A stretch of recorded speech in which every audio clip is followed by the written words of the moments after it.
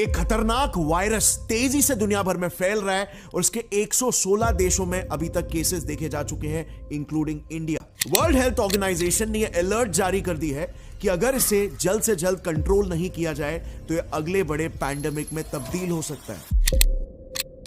Just पिछले ही हफ्ते 14 अगस्त के दिन WHO के डायरेक्टर डॉक्टर टेड्रोस ने खुद ये अनाउंस किया कि एक खतरनाक वायरस एमपॉक्स, जो अब तक सिर्फ अफ्रीका के एक ही देश को इन्फेक्ट कर रहा था, वह पूरी दुनिया के लिए खतरा बन चुका है। ये डेडली एमपॉक्स वायरस, जिसके कमजोर वेरिएंट ने साल 2022 में दुनिया भर में फैलने की कोशिश की थी, इसका हाल ही में एक नया स्ट्रेन आया है जो पहले से भी कहीं ज्यादा पावरफुल और वायरुलेंट है।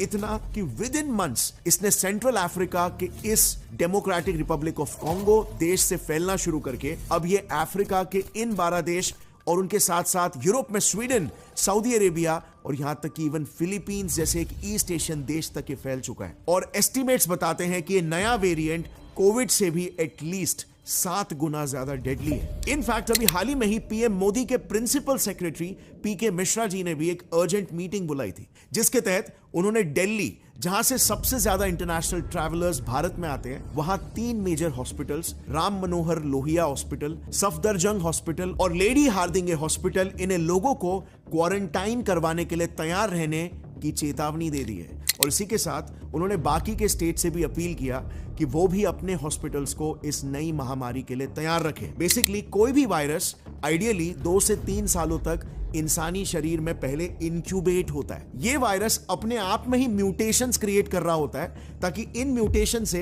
ये एक ऐसा स्ट्रक्चर बना पाए जो भारी तादाद में कई सारे इंसानों के इम्यून सिस्टम्स को भेद पाए और सभी को एक ही झटके में अपना शिकार बना पाए। एंड देन इसी इंक्यूबेशन पीरियड के बाद किसी अनफॉर्चुनेट दिन उसका एक ऐसा जानलेवा वेरिएंट पैदा हो जाता है जो तेजी से मैसिव पब्लिक में फैलने लग जाता है और सबको मारने लगता है।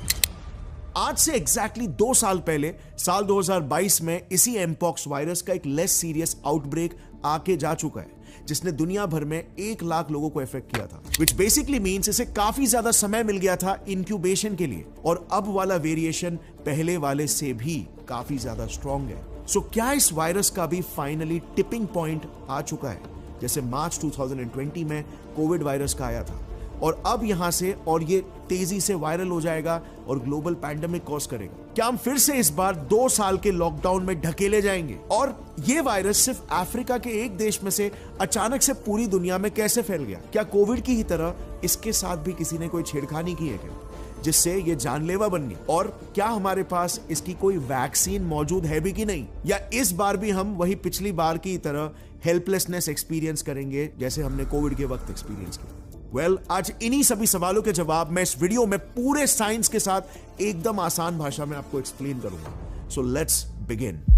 तो देखो, 1958 की ये बात है। डेनमार्क के कुछ वैज्ञानिकों ने अपनी पोलियो वैक्सीन को टेस्ट करने के लिए सिंगापुर से कुछ मैकाक बंदरों को इंपोर्ट करवाया था। जब वो बंदर डेनमार्क पहुंचे तो उन साइंटिस्टों ने देखा कि उनमें से एक बंदर किसी सीवियर वायरल इन्फेक्शन जैसे सिम्टम्स दिखा रहा है। सिम्टम्स लाइक तेज बुखार, मसल पेन, स्किन लीजन्स वगैरह। अब अपने इस कंसर्न के बेसिस पर जब उन्होंने उस बंदर के स्किन लीजन्स के कुछ सैंपल्स कलेक्ट किए और उन्हें टेस्ट किया तो पता चला वो बंदर असल में एक नए अनोखे किस्म के पॉक्स वायरस से इन्फेक्टेड था। और यहीं से उस वायरस का पहली बार नाम रखा गया एमपॉक्स वायरस, यानी मंकी पॉक्स वायरस, क्योंकि इसे एक मंकी में सबसे पहली बार देखा गया। पर बंदरों से पहली बात तो ये इंसानों में कैसे आया, और आज ऑलमोस्ट 7 दशक बाद ऐसा क्या हुआ कि इसने अचानक इतना खतरनाक रूप ले लिया?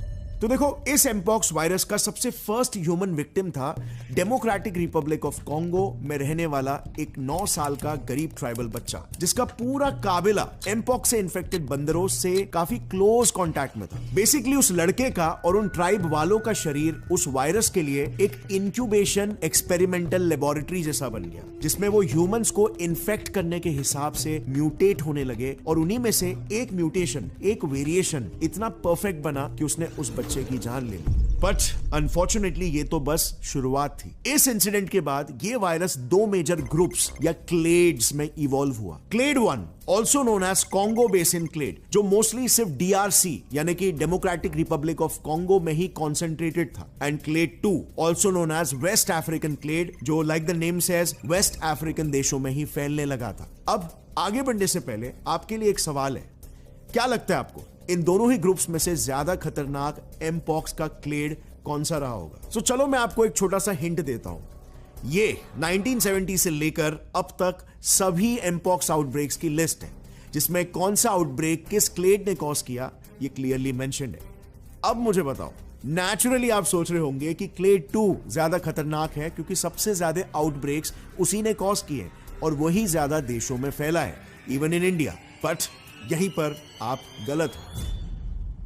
फर्स्टली, क्लेड 1 ज्यादा सीवियर सिम्टम्स दिखाता है एज कंपेयर टू क्लेड 2, और इसीलिए वो बॉर्डर्स क्रॉस करते वक्त आसानी से पकड़ा जाता है और उससे पीड़ित लोग भी दूर दूर तक माइग्रेट करने के काबिल नहीं रहते। Clade 2 on the other hand काफी माइल्ड सिम्टम्स दिखाता है और इसीलिए उससे इन्फेक्टेड लोग आसानी से बॉर्डर्स वगैरह क्रॉस करके दूसरे देशों में निकल लेते हैं। यानी कि ज्यादा देशों में फैलना is not at all equal to ज्यादा खतरनाक वेरिएंट होना। दूसरी बात, क्लेड 2 से लगातार एक्सपोज होने की वजह से इतने दशकों में अब हमारा ह्यूमन इम्यून सिस्टम भी उससे लड़ना सीख चुका है। मगर क्लेड 1 आज भी डीआरसी को छोड़कर बाकी देशों के लिए एकदम नॉवेल वायरस है, यानी कि हमारे इम्यून सिस्टम उससे फाइट करने के लिए अभी तक केपेबल नहीं बने। और यही वजह है कि आप देखोगे क्लेड 2 का केस फैटेलिटी रेट, यानी कि इन्फेक्टेड लोग में से कितने लोग मरते हैं, उसका परसेंटेज सिर्फ 1% है, लेकिन क्लेड 1 का केस फैटेलिटी रेट है 10%, यानी कि 10 में से एक इंसान जो इस वेरिएंट से इन्फेक्ट हुआ होगा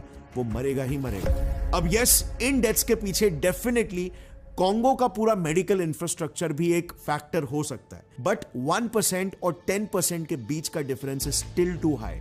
और प्रॉब्लम बस यही है कि अभी 2024 में जो एमपॉक्स का वेरिएंट फैल रहा है ना, वो यही क्लेड 1 का वेरिएंट है, जो डीआरसी से बाहर, कॉन्गो से बाहर निकलकर अब धीरे धीरे करके पूरे अफ्रीका, यूरोप, मिडिल ईस्ट और एशिया में भी अपने पैर पसार रहा है। बट इंडिया का क्या इंडिया सेफ है? Should we be afraid? Well, आज से 2 साल पहले यूएई से सिर्फ एक इन्फेक्टेड केरलाइट आदमी इंडिया लौटा था, और वो भी less serious clade 2 infected. Yet देखते ही देखते उससे 25 लोग इन्फेक्ट हो गए थे और एक की मौत भी हुई। नाउ जस्ट इमेजिन, ऐसी ही सिमिलर लापरवाही अगर क्लेड 1 के साथ भी होती है तो उसका हाशरे और भी बहुत ज्यादा बुरा होगा। करंटली क्लेड 1 के केसेस तेजी से अफ्रीका में बढ़ रहे हैं और इंडियन मिनिस्ट्री ऑफ टूरिज्म के स्टेटिस्टिक्स के अनुसार at least 1 lakh African medical education या अन्य वजहों से हर साल इंडिया आते हैं। प्लस 2022 में जो एक डेथ रिकॉर्ड हुआ था ना इंडिया में, वो एक यंग लड़का था जो यूएई से लौटा था। वो खुद कभी अफ्रीका गया ही नहीं था, yet he caught the virus. कैसे? वेल, सिंपली बिकॉज यूएई में वो एक ऐसे इंसान के क्लोज कांटेक्ट में आ गया जो अफ्रीका से लौटा था। यानी कि सिर्फ उन लोगों को स्क्रूटिनाइज करके मतलब नहीं है जो अफ्रीका से आ रहे हैं, वो लोग भी रिस्क में हो सकते हैं जो किसी भी और फॉरेन कंट्री से आ रहे हैं। अगर हमें इस क्लेड 1 को हमारे देश में घुसने से रोकना है तो हमें सबको टेस्ट करना पड़ेगा, क्योंकि अगेन उस एक अकेले लड़के ने 25 लोगों को इन्फेक्ट कर दिया और हर साल एटलीस्ट 90 लाख लोग रेगुलरली ट्रैवल करते हैं बिटवीन इंडिया एंड यूएई। और अगर ये वायरस और भी यूनिक एथनिसिटीज के लोगों को अपना घर बनाता है, उनके शरीर को अपना घर बनाता है, अपनी प्रयोगशाला बनाता है जहां पे वो म्यूटेशंस करे, एडेप्टेशंस लाए, अपने स्ट्रक्चर को चेंज करे, तो इसके आगे चल के और भी ज्यादा डेंजरस वेरिएशंस बन सकते हैं जो पॉपुलेशन स्पेसिफिक भी हो सकते हैं। जैसे 1970s में ही अफ्रीकन ट्राइब्स के साथ हुआ था। हमारी जितनी बड़ी पॉपुलेशन है ना, हम सिर्फ उस वायरस के लिए चलते फिरते लेबोरेटरीज नहीं बनेंगे। Instead we will become big factories जो पूरी दुनिया को जानलेवा क्लेड 1 एमपॉक्स वायरस सप्लाई कर सकता है, क्योंकि वैसे भी इस वायरस को फैलने के लिए ज्यादा कुछ नहीं लगता। अगर किसी इन्फेक्टेड इंसान या जानवर के स्किन पर लीजन्स हैं या ऐसे किसी इंसान या जानवर ने किसी चीज को छू लिया, तो आपको बस उस इंसान या उस जानवर या उस चीज को छूना है and that's it. Now you are infected too. Data बताता है कि जीनस ऑर्थोपॉक्स वायरस, जिस कैटेगरी ऑफ वायरसेस को ये एमपॉक्स बिलोंग करता है, इनको अगर डार्क कूल लो ह्यूमिडिटी वाला एनवायरनमेंट मिले तो वो कपड़े, टेबल, कांच ऐसे इनएनिमेट ऑब्जेक्ट्स पर भी 15 दिनों से भी ज्यादा समय तक आराम से जिंदा बचे रह सकते हैं। यानी ट्रेन वगैरह से ट्रैवल करते वक्त हो सकता है कि कोई इन्फेक्टेड इंसान 10 दिन पहले उस ट्रेन की सीट पर बैठा हो, बट अगर उसका वायरस वहां पर सीट पर छूट गया तो वो फिर भी लोगों को इन्फेक्ट करेगा। और हमारे इंडियन ट्रेन्स की भीड़ के बारे में तो आपको पता ही है, आप इमेजिन कर सकते हो how dreadful that situation would turn out to be. But let's say इस वायरस ने आपको इन्फेक्ट कर लिया तो आपके साथ एग्जैक्टली क्या होगा, या कैसे पता लग सकता है कि किसी एक पर्सन को उस वायरस ने इन्फेक्ट किया है या नहीं। तो देखो, like I said, mpox virus के 2 स्ट्रेन्स हैं, क्लेड 1 और क्लेड 2। लेकिन इनमें एक चीज अच्छी है कि इनके सिम्टम्स बिल्कुल सेम ही होते हैं, बस सिवियरिटी का फर्क होता है। क्लेड 1 के सिम्टम्स ज्यादा सीरियस और डेडली होते हैं और क्लेड 2 के थोड़े कम। दोनों ही केसेस में वायरस के कांटेक्ट में आने से लेकर फुल ब्लोन इन्फेक्शन बनने तक आपका शरीर मेजरली 3 स्टेजेस से गुजरता है। Stage number 1 incubation period, stage number 2 prodrome और स्टेज नंबर 3 रैशिंग। इंक्यूबेशन पीरियड के दौरान वायरस आपके बॉडी में एंटर करता है और बॉडी में अडेप्ट होने और मल्टीप्लाई होने की कोशिश करता है। यह पीरियड जनरली 1 से 2 हफ्तों तक रहता है और इस दौरान बॉडी में कोई भी सिम्टम्स नजर नहीं आते। यानी कि इस पीरियड में हो सकता है कि आपके शरीर में ऑलरेडी वो वायरस बैठा हो और आपको पता भी नहीं है। प्रोड्रोम स्टेज जो आता है वो काफी खतरनाक है। इस स्टेज में आपको एमपॉक्स के अर्ली सिम्टम्स दिखना शुरू हो जाते हैं, जैसे कि फीवर, थकान, वीकनेस, हेडेक, गले में सूजन, कफ, जो कि किसी भी वायरल इन्फेक्शन में दिखता है। पार्ट 2 के लिए कमेंट करें।